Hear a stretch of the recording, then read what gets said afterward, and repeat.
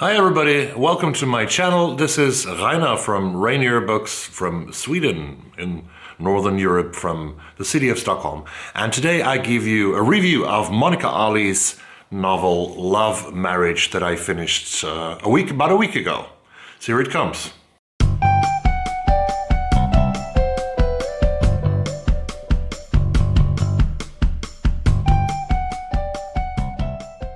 In the Gourami household, sex was never mentioned.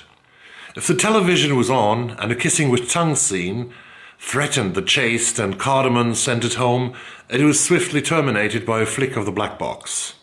When Yasmin began her first period, her mother had slipped her a pack of Kotex maxi pads and murmured instructions not to touch the Quran. This was confusing because Yasmin never touched the Quran anyway, except at the behest of her mother. But it also made sense because menstruation, as she had learned in the biology class, was linked to reproduction. And the dotted line diagrams in the textbook were, surprisingly yet undeniably, linked to the actors who pushed their tongues into each other's mouths, thus ruining everyone's viewing pleasure. Now at the age of 26, Yasmin knew all about sex. The human body had long since yielded its mysteries. She had slept with 3 men and was engaged to be married to the third, Joe, a fellow doctor at St. Barnabas Hospital. Her parents, Shaukat and Anissa, liked Joe because as a doctor he was automatically suitable, and because everyone liked Joe. He was gifted that way.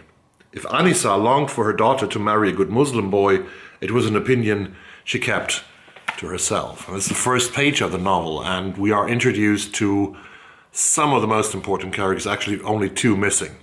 But let's get back to the story, the backstory of the author, Monica Ali. So Monica Ali's debut novel was published in 2003, and this one, Brick Lane, it was celebrated by readers, by critics all over the world. Everybody loved it. It was shortlisted also for the Man Booker Prize of that year of 2003. This novel, which I haven't read yet, is about a Bengali woman, a young Bengali woman in London who has to marry a much older guy. Ali's first novel came in a time in 2003 when diversity and different voices were desperately desired by publishers and also by readers, and the publishers were about to create some kind of a new genre, diverse literature. It was the beginning of reading diverse. So Ali's book, Brick Lane, was really on spot there. It came to the right time. But black and brown authors are supposed to stick to write about black and brown issues. Remember Jason Mott, the winner of the National Book Award of 2021 in the United States, with his novel Hell of a Book, where Jason Mott is writing about an author, a black author, Afro-American author in Hell of a Book, who has written a book called Hell of a Book, and these publishers, the agents, they tell him to write about black issues and not about anything else, more or less. So there's a small scene actually in Love Marriage where we get to meet a black author at one of the parties there, and he wants to write some kind of science fiction political thriller or something, and he's told to write about black issues instead by his publisher. But Brick Lane was the first success, and then Monica Ali, after having written Brick Lane, the next book was not about brown issues, was not about brown people. It was a book called Alentejo Blues, which in 2006 takes the reader to Portugal, to rural Portugal, as far as you can get from Bengali London in Brick Lane. And the first character who's depicted in Alentejo Blues is actually an old Portuguese man. So how could you leave her territory? In the Kitchen is the third book that she published. I have read that one. I have reviewed that one about 2 years ago in the beginning of this channel. In the Kitchen is a book, also pretty long book, about 450 pages, where Monica Ali has written about a guy called Gordon Lightfoot, who has dreaming about opening up his own restaurant, and there's a murder, and there are different things, and she discusses a lot of things about British society, past and now. And also this book was picked up with very mixed reviews, and the fourth one was a novel called Untold Story, which I haven't read, which has the supposition that Lady Diana might be still alive, and she lives under the name of Lydia in a small town in rural America.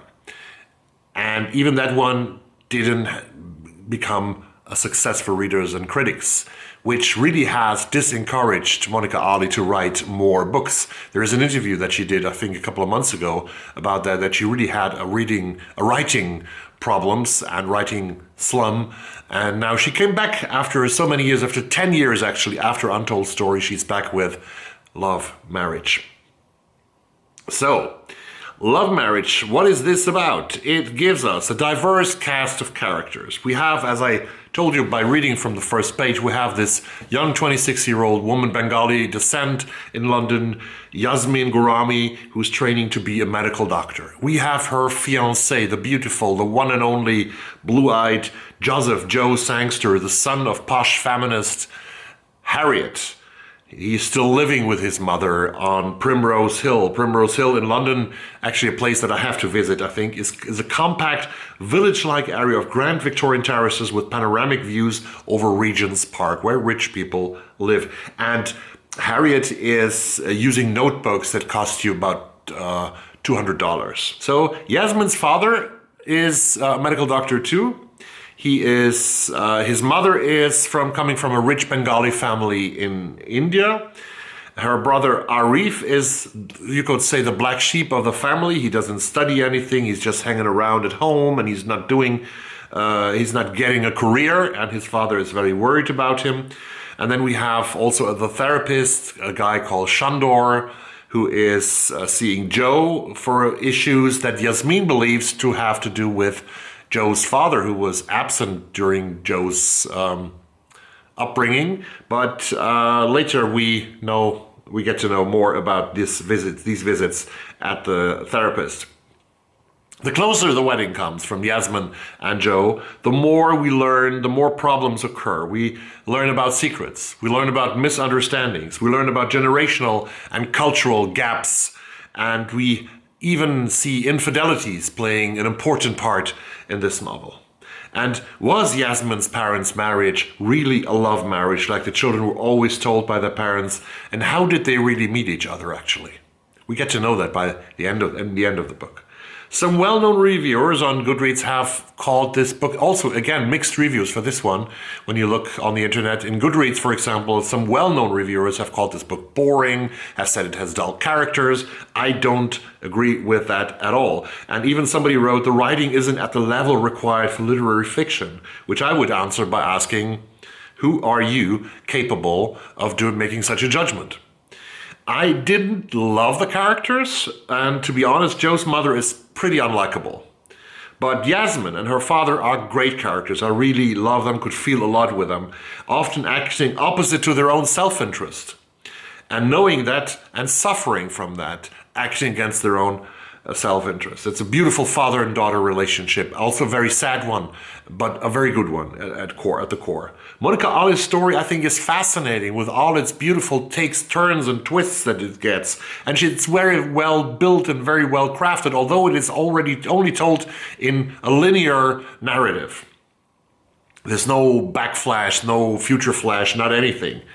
So, no wonder that not only one, but many publishers wanted to have this manuscript, wanted to publish this book, and no wonder actually that the BBC is going to make a television series out of Love Marriage. Monica Ali's story is in parts even funny, and its characters do definitely not act logical at all the times, but as we hear in the end, and that's true even to our own lives, life is not that simple. It is a modern British family picture that we get that's always changing. I usually wouldn't pick up a romantic drama, if it says romantic drama on the cover, and read 500 pages. But Love Marriage by Monica Ali made me do it, and I thank her really. And I really recommend this book to read for each and everyone in here, in the channel, on your channel, and all around the world. Thank you very much for watching this video, and have a great evening. I'll see you soon. Bye-bye.